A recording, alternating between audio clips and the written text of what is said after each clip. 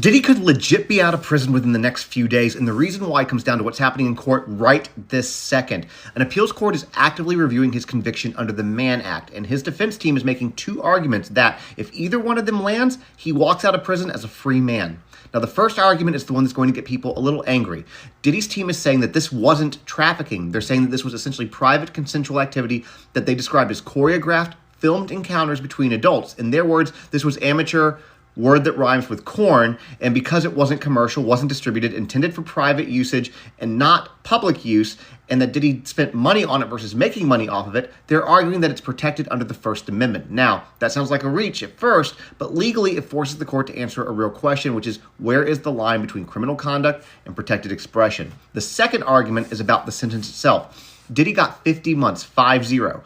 His attorneys are saying that that's way outside the norm, that most Mann Act cases land closer to 15 months, 1-5, and that what they're saying is that the judge relied on allegations tied to charges that Diddy was already acquitted of. They're saying that the judge took into consideration things like coercion, force, and the Cassie video, and the defense is arguing that should not have been factored into sentencing for the Mann Act conviction because he was acquitted of the charges related to those things. So if the appeals court agrees, well, Diddy's already served about 19 months, which means he's already done more time than what they're arguing he should have gotten. So absolute best case for him, conviction gets overturned, he walks. Second scenario, sentence gets reduced, he still walks, or the judge refuses to rule in his favor and he stays right where he is.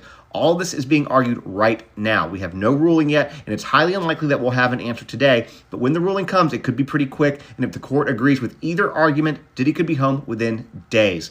Follow and drop your thoughts in the comments. As soon as we have more information, I'll be back to update you guys. This one could be really huge in changing the way that court cases look at things like this, or the judges look at things like this. Diddy is in court right now fighting for his life.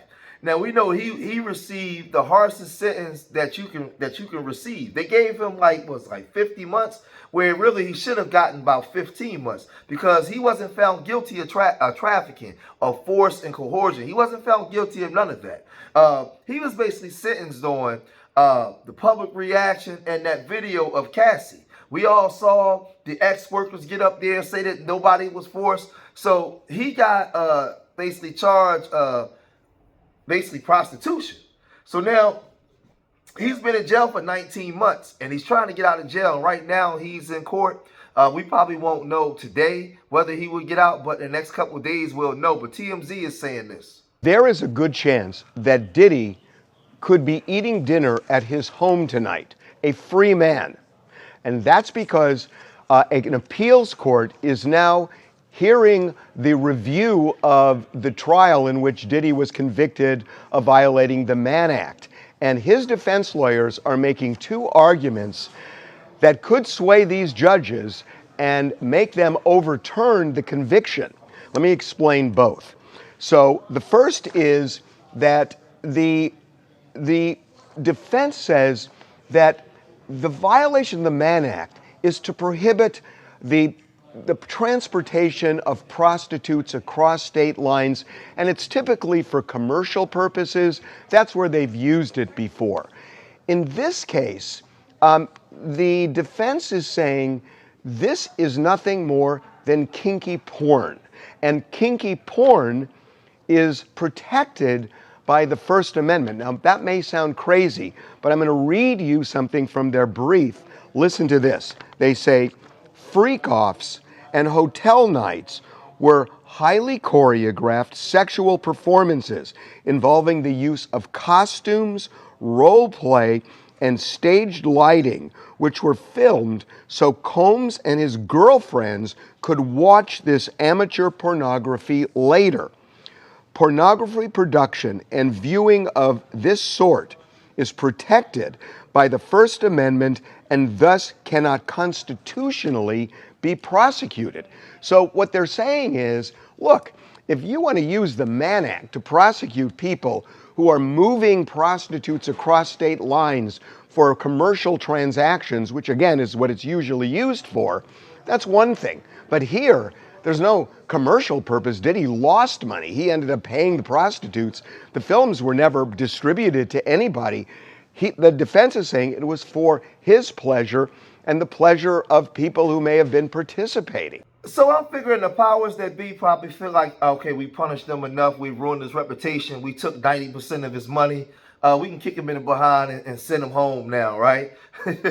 Because those tapes that he made was for his, what they were saying was for his pleasure. He never sold them, they never been shown to the public. These were things that was kept amongst themselves, so it wasn't being distributed out the places where he could be charged with anything.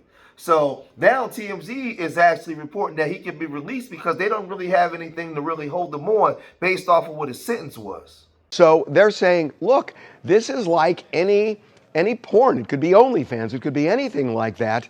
And all of that is constitutionally protected and shouldn't be prosecuted. So that's one argument.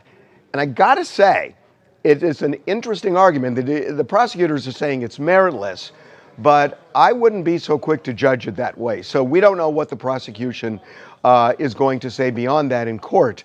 But these judges, as I'm recording right now, the judges are hearing these arguments.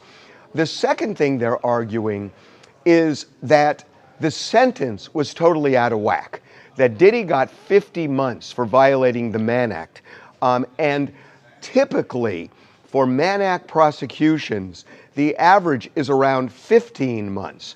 And what the defense is saying is that the trial judge in this case considered all sorts of evidence that he shouldn't have. That the judge, even though Diddy was acquitted of racketeering and sex trafficking, and there was a lot of evidence presented about coercion and force, and the Cassie video was introduced into evidence.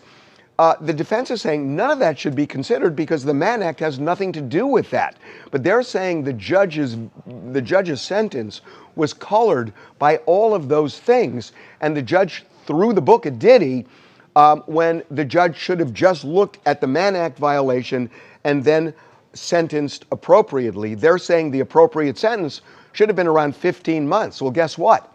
Diddy has already served 19 months. So, if either of those arguments fly, if the appellate court believes that this is constitutionally protected porn, or if the appellate court believes that the sentence was out of whack and 15 months is more appropriate, either one of those, Diddy is a free man. So the oral argument, as I said, is going on right now. Typically, and I'm sure it's going to happen in this case, the judges are not going to rule from the bench. That just never happens. So they will meet and confer, as they say, and write an opinion.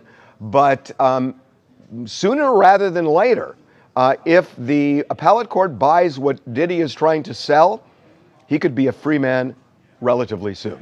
So, in my opinion, I think it was kind of crazy that he got actually sentenced that long. I thought that if what he should have been on trial for was assault, from what we saw with Cassie. But that assault had happened years prior to this actual indictment. So the IGO didn't care. She didn't care. Nobody cared. All they cared about was getting a bag. They cared about the money. They didn't care about getting any type of justice for Cassie. Cassie didn't even care about getting justice for Cassie. They cared about the bag. So now once all hell broke loose when he pissed off them people, right? Cassie saw, man, I can go get a bigger bag. I can cash out. She went and cashed out, right? And then they just let that go.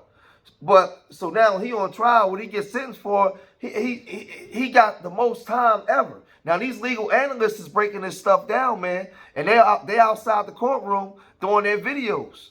Bring up a case that they're citing and everything, and it's Vaughn and Johnson, which is in her 100-page brief.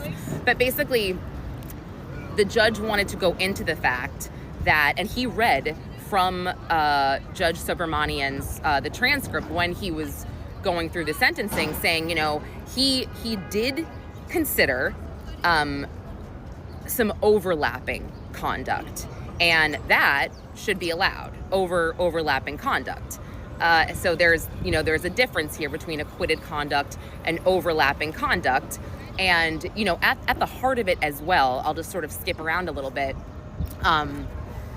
The government, Christy Slavic, when she got up there, she said, this isn't actually acquitted conduct this is admitted conduct. You know, we're talking about a guy who said he admitted to, you know, giving drugs to these women, which I guess would be coercion, plying them with drugs was the term used, and beating them, whatever. And then Shapiro said, no, that's not actually admitted conduct. That's not what happened. He never admitted to, quote, plying them with drugs. What he admitted to was, you know, domestic violence. And it was Judge Baker who was sort of trying to lay it out for Shapiro, saying, okay, so what you're saying is Judge Subramanian, when he was sentencing Mr. Combs, he was sort of mixing and matching some of the acquitted conduct under some of these elements. And she said, yes, that's what he was doing. So if he were to sentence Combs on, you know, a coercion element, you know, or because of coercion, like that should not be allowed, because he was acquitted of coercion under different predicate acts. So they bring up the Cannes Film Festival travel, which is when, and this was Nardini who brought this up. They seem to be kind of stuck on this for a minute. Now, I don't think that Diddy's going to absolutely walk free today, but I think he's going to eventually get out, because they got the case law, and you know what he was sentenced for. The harsh sentencing doesn't go along with the sentence, right? On the sentencing guidelines, it doesn't go along with that. So he eventually get out. I think that the powers that be, the ones that we don't get to see, they probably said, all right, we've done enough in kicking him in his behind. Y'all let him go home to his family now. He learned his lesson. He know not to go against Big Papa. He know that now, because remember, they let him in the room. And they used him for many years to take advantage of his own people. And at some point, he decided to think he had a voice and want to question them. And they knocked him down, not just a peg, a bunch of pegs. They knocked him down right on his behind, right? But I don't know. To me, you know, the judge was giving pushback to the state. They was also giving pushback to his lawyers. So I don't know how this is going to go. But I think that they still got to go by the law, because I believe that they actually broke the law. But sometimes, man, the judge will give you a real harsh sentence, right, just to bring you back after 2-3 years and then let you out. They do that all the time, man. Or make you request another judge, and then that judge will eventually let you out. But by that time, they done got a bunch of time about you. They do that to a whole lot of people. They gave a friend of mine 11.5 to 22 years, and well, really, the DA had only asked for 2 to 5. Right, they gave him 11.5 to 22 years, and he ended up getting out after 5 years. But that's how they do it, man. That's how they do it. But we'll see how this thing play out. Y'all let me know what y'all think, man. If you made it this far in the video, hit that like button, subscribe to Street Media TV, leave your comments in the comment section. Remember, I love y'all. Till the next time, peace.